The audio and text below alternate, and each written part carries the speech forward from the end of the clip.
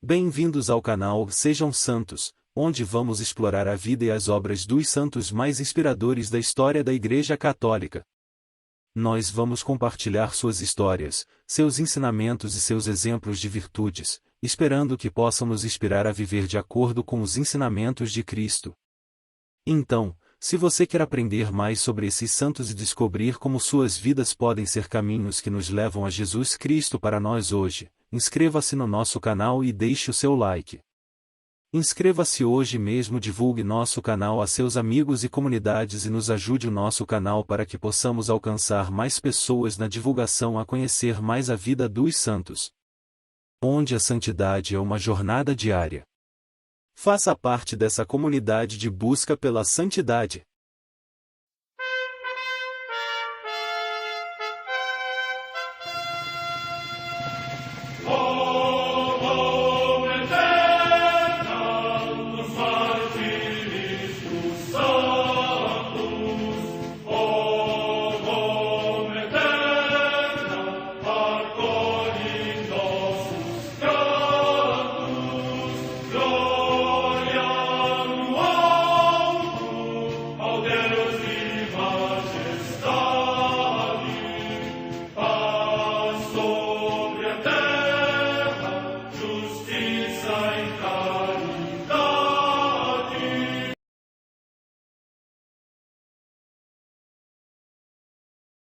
Ler a vida dos santos desperta em nós o desejo de seguir a Cristo.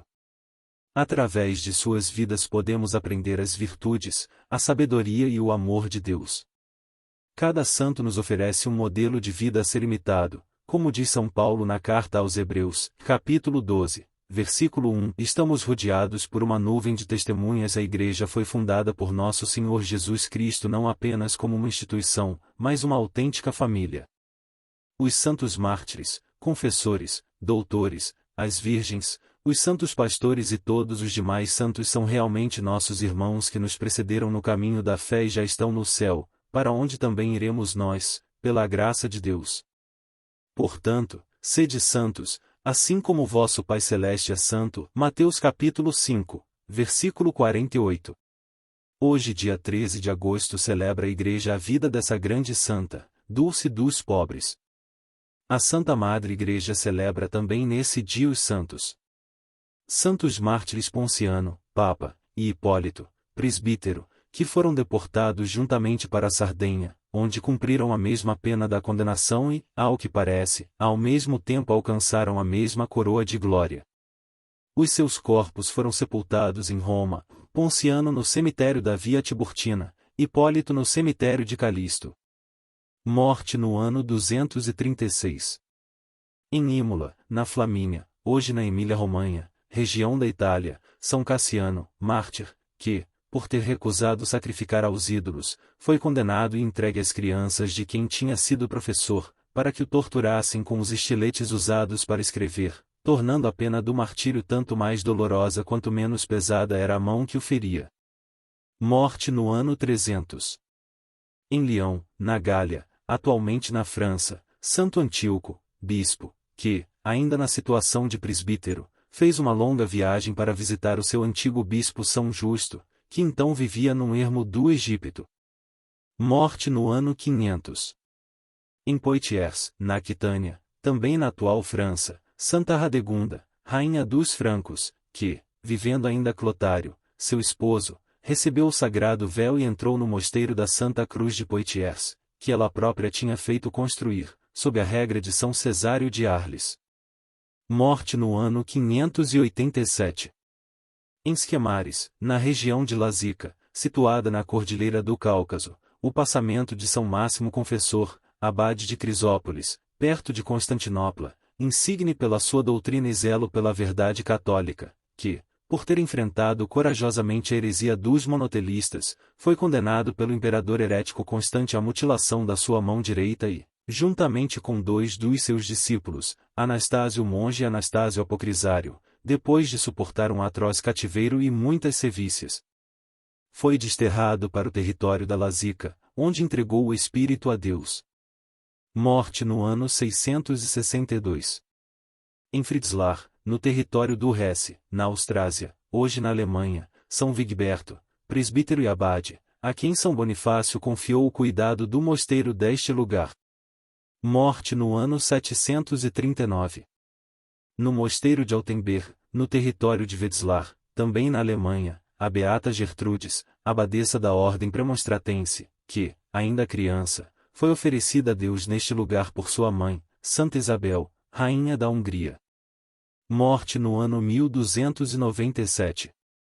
Em Kilmallock, na Irlanda, os beatos Patrício O'Reilly, bispo de Mayo, e Conor O'Rourke, presbítero, ambos da ordem dos frades menores, que, no reinado de Isabel I, por causa do seu sacerdócio declarado abertamente, foram condenados à morte e executados no patíbulo. Morte no ano 1579.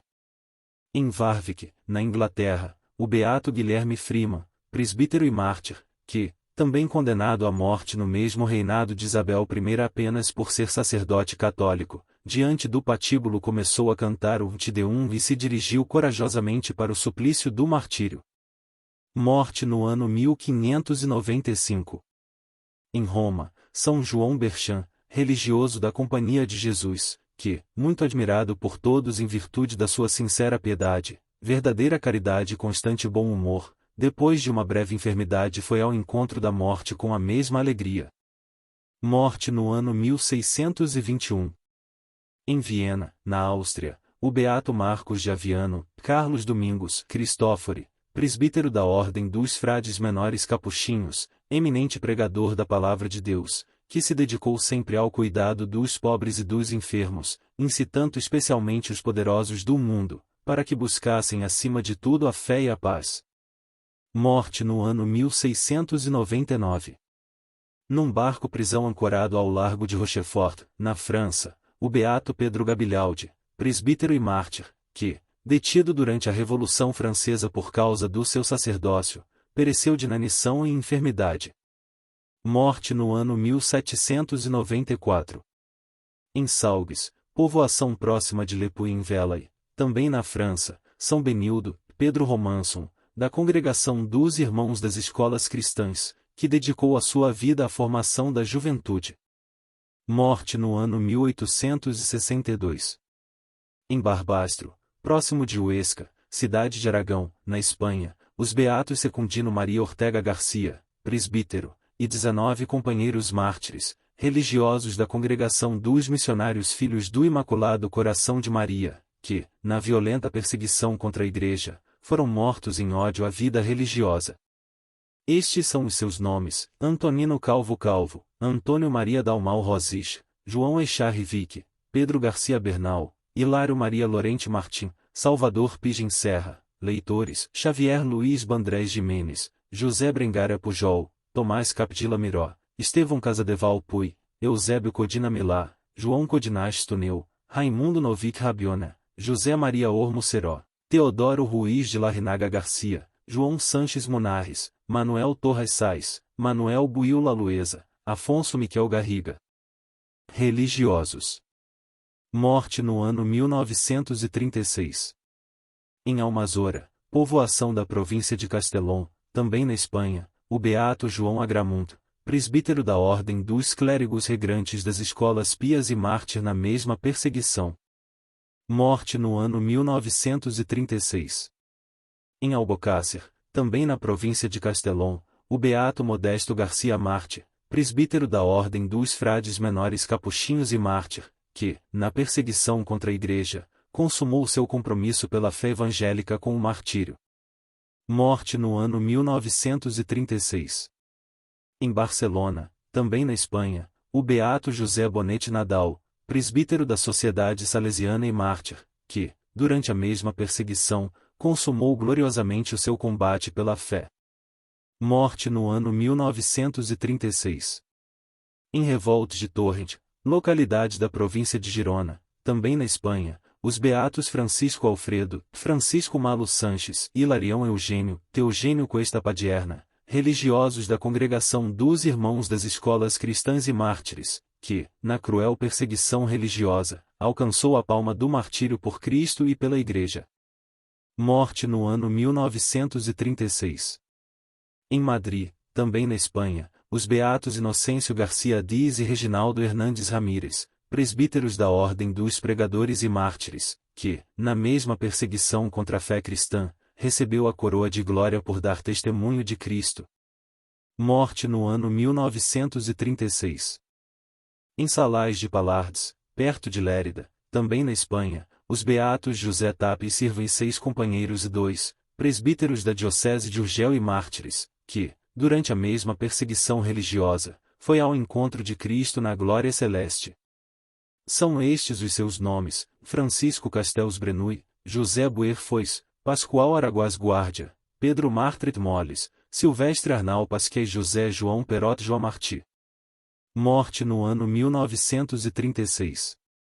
Em Berlim, no lugar chamado Plotzense, na Alemanha, o beato Tiago Gap, presbítero da Sociedade de Maria e Mártir, que proclamava com firmeza serem absolutamente incompatíveis com a doutrina cristã os iníquos atos do regime militar inimigo da dignidade humana e cristã, por isso, submetido a numerosas perseguições, exilou-se na França e na Espanha, mas, tendo sido preso por emissários do tirano regime, foi finalmente condenado à morte e decapitado.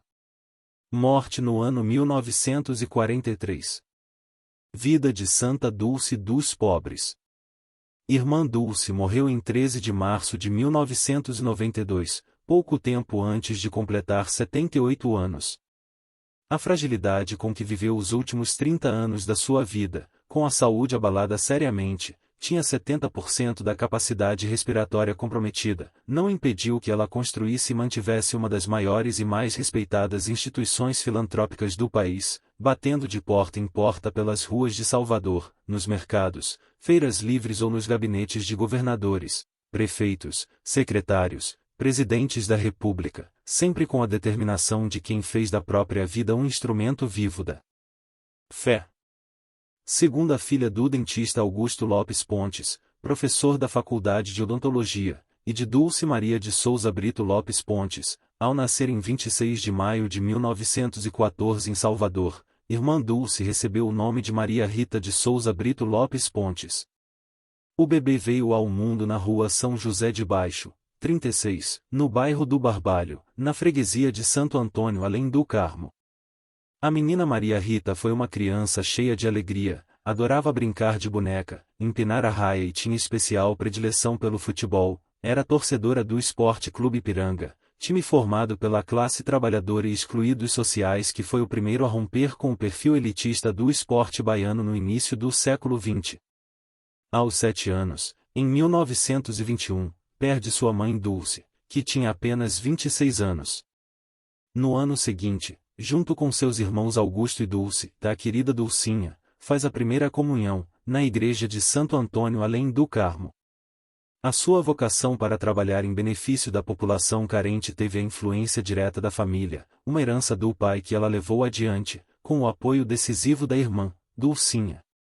Aos 13 anos, o destemor e o senso de justiça, traços marcantes revelados quando ainda era muito novinha, faziam com que ela acolhesse mendigos e doentes, transformando a casa da família, na Rua da Independência 61, no bairro de Nazaré, num centro de atendimento.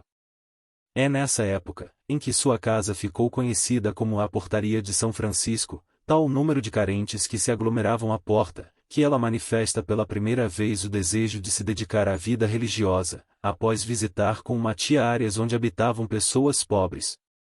Em 8 de fevereiro de 1933, logo após a sua formatura como professora, Maria Rita entrava para a Congregação das Irmãs Missionárias da Imaculada Conceição da Mãe de Deus, na cidade de São Cristóvão, em Sergipe.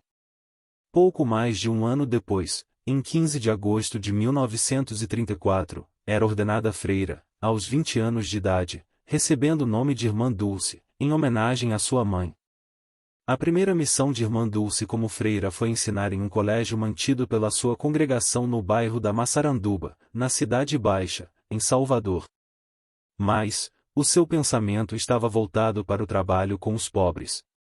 Já em 1935, dava assistência à comunidade pobre de Alagados, conjunto de palafitas que se consolidara na parte interna do bairro de Itapajipe. Nessa mesma época, começa a atender também os operários que eram numerosos naquele bairro, criando um posto médico e fundando, em 1936, a União Operária São Francisco, a primeira organização operária católica do Estado, que depois deu origem ao Círculo Operário da Bahia. Em 1937, funda, juntamente com Frei Ildebrando Crutalpo, o Círculo Operário da Bahia, mantido com a arrecadação de 3 cinemas que ambos haviam construído através de doações, o Cine Roma, o Cine Plataforma e o Cine São Caetano. Em maio de 1939, Irmã Dulce inaugurava o Colégio Santo Antônio, escola pública voltada para operários e filhos de operários, no bairro da Massaranduba. Nesse mesmo ano, Irmã Dulce invadiu 5 casas na Ilha dos Ratos, para abrigar doentes que recolhia nas ruas. Expulsa do lugar, ela peregrinou durante uma década, levando os seus doentes por vários lugares. Por fim, em 1949, Irmã Dulce ocupa um galinheiro ao lado do convento, após autorização da sua superiora, com os primeiros 70 doentes.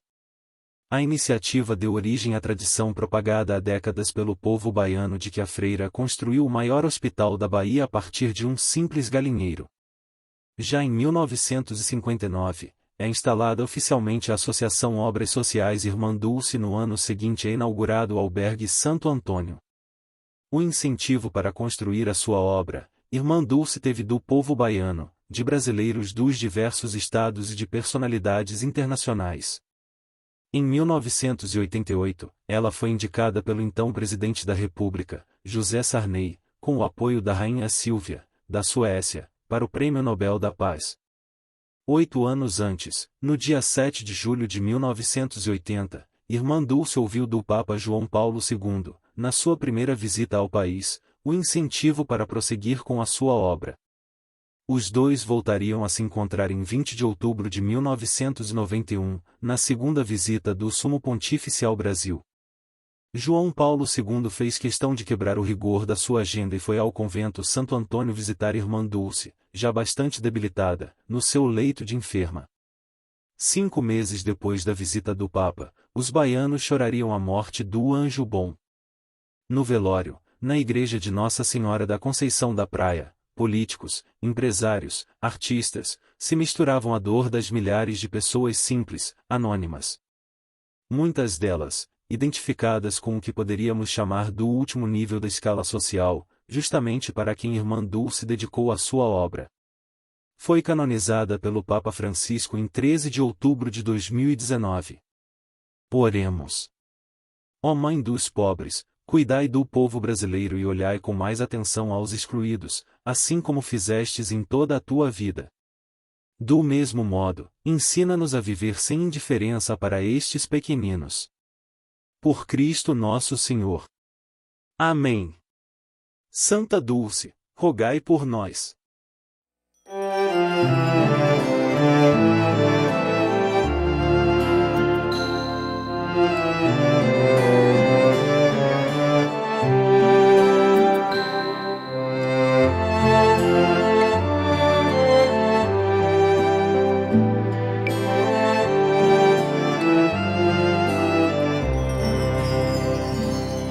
Como o sol, ela nasceu para todos. É divino o seu estrelar. No encontro com a caridade, na cruzada do amor iluminar, incentivo à bondade humana. Paz na terra é a sua vontade. Anjo bom, hoje é a nossa santa. Irmã Dulce é fraternidade.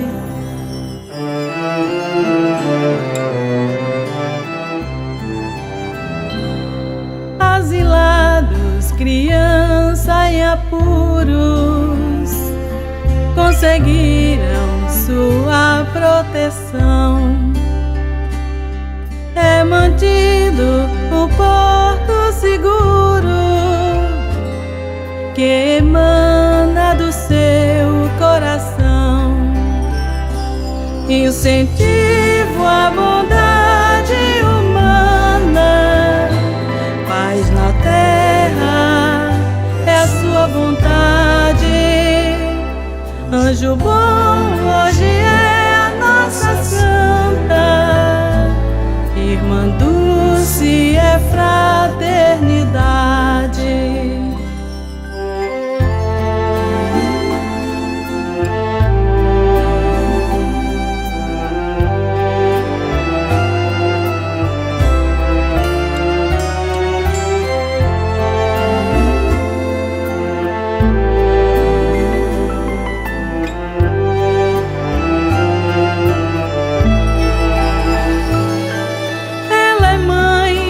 irmã é doçura, sua vida, seu sonho, ideais. A esperança é mantida entre os pobres, pelo amor, pelo bem que ela faz. Incentiva